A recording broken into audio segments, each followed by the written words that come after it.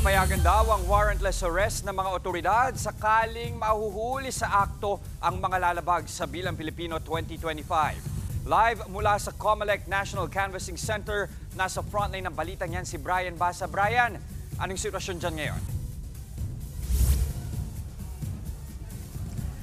Jess, nakahanda na ang National Canvassing Center ng Commission on Elections dito sa Manila Hotel. At tulad ng iyong nabanggit, pwede mag-warrantless arrest dahil nga yun ang pakiusap ng poll body sa mga otoridad sa Bilang Pilipino 2025. Baka pwede naman daw silang tulungan na higpitan ang pagbabantay sa Mayo 12. Dahil nga abala ang COMELEC sa mga sarili nitong gawain. Nakikita nyo nga sa likod ko, itong National Canvassing Center, abalang-abala na ang mga staff para linisin ang mga sulok para maihanda na ito para sa magiging botohan at sa bilangan sa mismong araw ng Bilang Pilipino 2025 ay mauupo rito sa National Canvassing Center ang COMELEC bilang National Board of Canvassers. Bibilangin nila ang mga boto para sa senatorial at party list races. Pero hindi lang sila magbibilang maglilipot din sila sa iba't ibang voting centers. Magbabantay rin, in short. Kaya nga ang pakiusap nila at panawagan sa PNP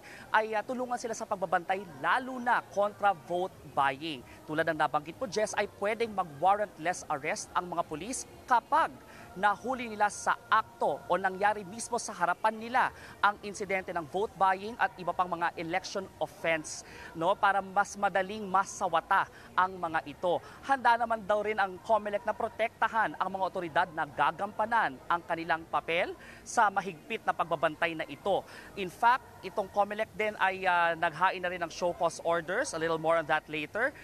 But more on vote buying, nito mga nakaraang araw kasi, 500, umabot na sa 500 ang mga naisumbong na insidente ng vote buying at pinangangambahan na mas lalala pa ito sa araw ng botohan kasi nga nakapila na sa presinto yung mga tao. Madali na silang lapitan para magbudbud ng pera kapalit ng kanilang boto. Kaugnay nga niyan, yun nga sa show cause orders, 200 na ang naihain ng COMELEC laban sa mga naunang naakusahan na namili ng boto at patuloy sila magbibigay ng show cause order hanggang sa mahinga nila ng paliwanag lahat ng mga mahuhuli. Sana may makatulong po natin lahat ng mga law enforcement authorities naman sapagkat napakahirap din sa kalagayan ng COMELEC. Hindi naman kami pwedeng basta lang magturo doon nang wala man lang kaming masasabihan na ito ang mga mag-aaresto natin.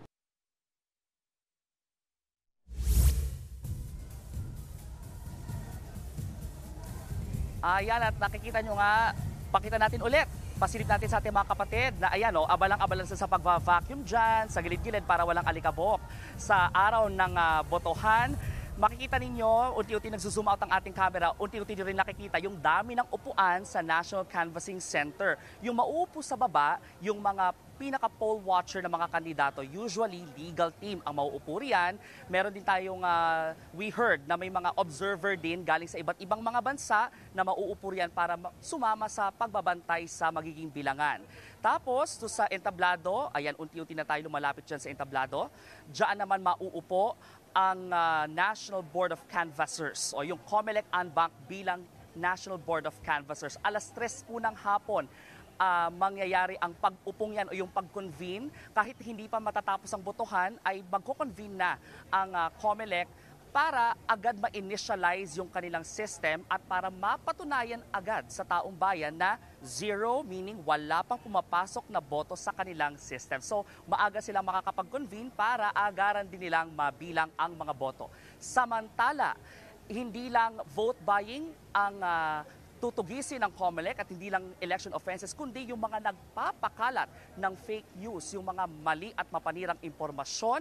Maaring hindi ngayon dahil nga abala ang COMELEC, pero pwede raw pagkatapos ng eleksyon. In fact, ang prescriptive period daw ay 5 years. Ibig sabihin, may 5 taon ang COMELEC para habulin ang mga nagpapakalat ng maling impormasyon. Balik sa inyo. Brian, balikan ko lang yung balita mo kanina tungkol dun sa warrantless arrest. Meron bang naipaliwanag yung COMELEC sa paano pwedeng maging proseso? Halimbawa, yung mga kapatid natin na aktuhan nila na binibili yung kanilang boto, ibig sabihin pwede sila automatic magsumbong din sa pulis. Oo, pwede yan, Jess, no?